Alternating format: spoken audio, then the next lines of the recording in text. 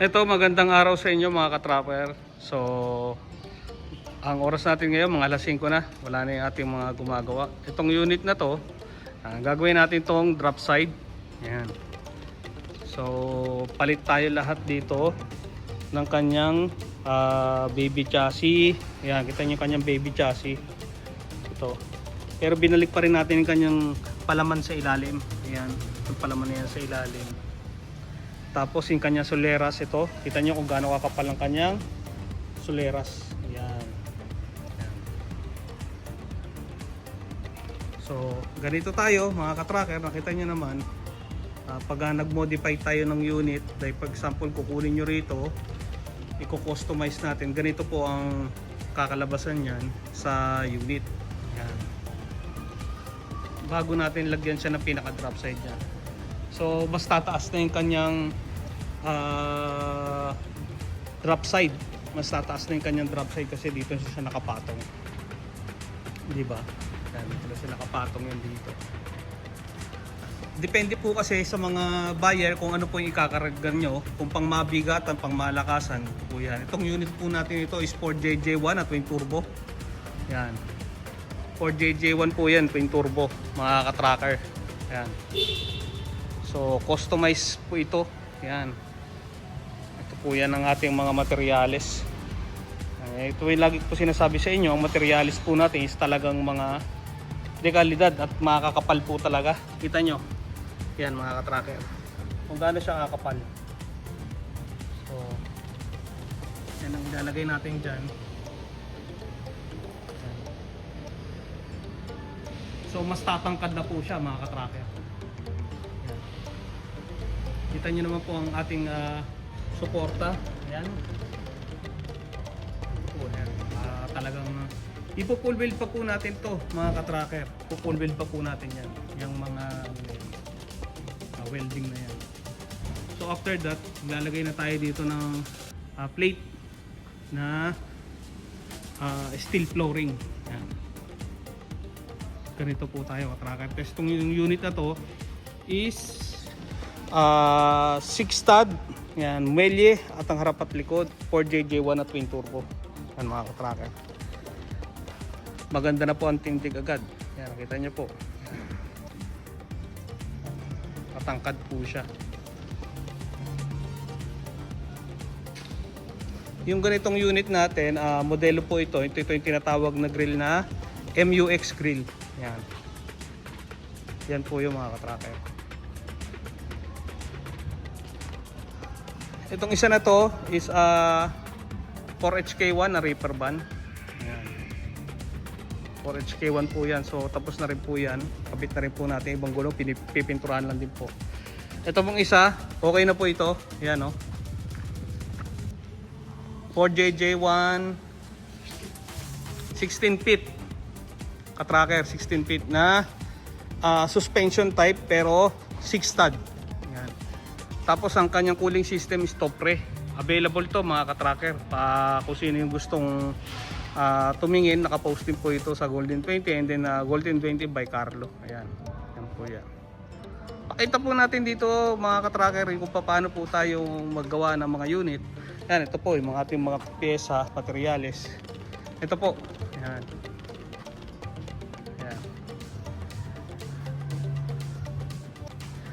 Doon pa rin po tayo ating motor carrier, no?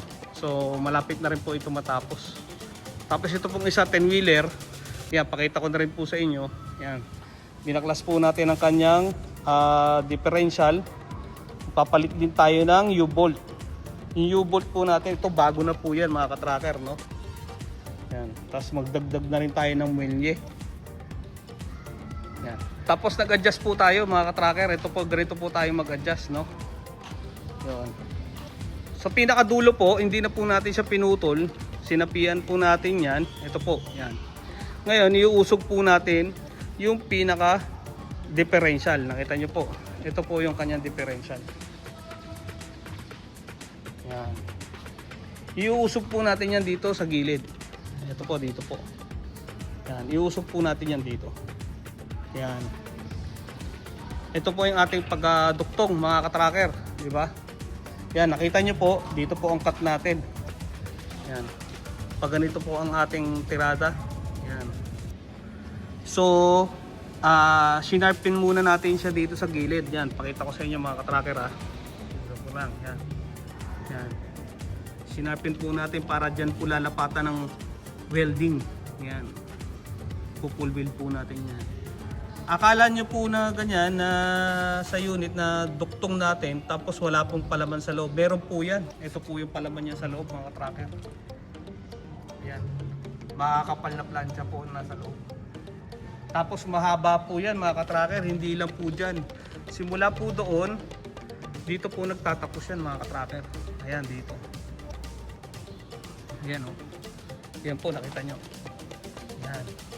Dito po nagtatapos yan. So mahaba po talaga. Yan. Haba po yan, katracker. Bali po ito, 8-wheeler po ito. Gagawin nating motor carrier.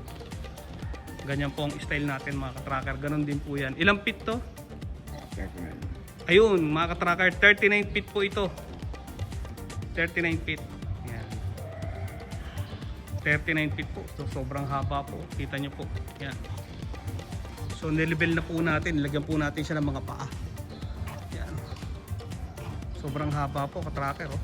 Yan. Kita tayo sa pinakadulo. Yan, kita nyo, ito po yung dulo, yan. Tapos yun po yung ulo. Yun. Ganyan po. Gagawin po natin ganyan din. Yan, motor carrier. So marami po talaga tayong talagang gawa. Ito po. Ayan. So, full weld pa po natin yan. Kita nyo po, pantay na pantay po yan mga katracker. Kahit pag sinipad nyo po dito sa ano. Yan. Pantay na pantay po talaga siya. Ito po ang kanyang mga brace sa loob. Yan. Center. Ito po yung kanya center chassis. Yan. Yan, kita nyo katracker, from dito lang po yan. Oh. Ito po yung original na kapitan po ng muelye. Ayan, oh. Hanggang dito lang siya. So, ang haba po ng dinuktong natin.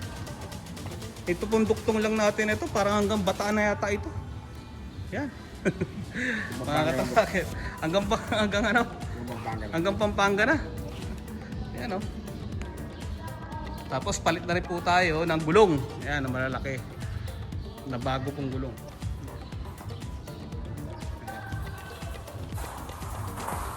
Ito mga katracker. So may marinig lang kayo mga kumakanta. Pasensya na po dahil sa kabilang bahay po yun. May nagpapate-pate dyan sa may likod dyan. Yan po mga katracker, no? So ito ang ating mga gawa rito. Yan. So, antay lang din natin to. Ang gawa po natin to, inaabot po ito ng 2 to 3 months po. Yan, pinakita ko po sa inyo to noong nakaraang mga video. Nandiyan pa po yung gulong niya dito. So, unti-unti po natin siyang binubuo. Yan. Yan ang kagandahan po dito sa atin. Talagang makakapal po ang bakal. Oo, kakapal. Yan po.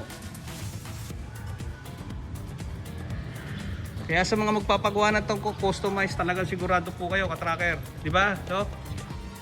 Yes, tama. Kaya si Boss J po nagsasalita. Kaya mga katracker, no? At sa mga bago po dyan, manonood ng mga videos po namin dito sa Golden 20. Pakilike lang po at follow at subscribe na rin po kayo sa YouTube channel namin sa Golden 20 Trucks.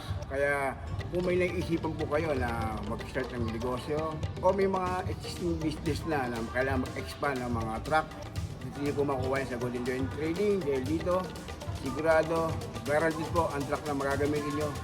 Panalo po yan. Matibay at maaasahan po. Kaya ano pa mga ka-trackers, tawag lang po kayo at mas maganda pumunta po kayo sa aming yarda dito sa Valenzuela para after na nyo makita yung mga truck kung gaano kakasariwa at paano kami mag full recon ng mga truck dito. So yun lang mga ka-trackers at abangan nyo pa yung mga ibang mga videos at mga post po namin. Baka sakasakali may magustuhan kayo, baka ikaw na ang susunod. Magmamay-ari ng truck dito sa Golden 20. So yun lang mga katrackers. Maraming salamat po sa inyo. Thank you mga katrackers. God bless you all mga katrackers. Salamat po sa lahat na nanonood at sumusubaybay po sa atin. Subscribe na lang po kayo. Maraming salamat po para sa mga bago pa natin mga update. Thank you po. God bless po.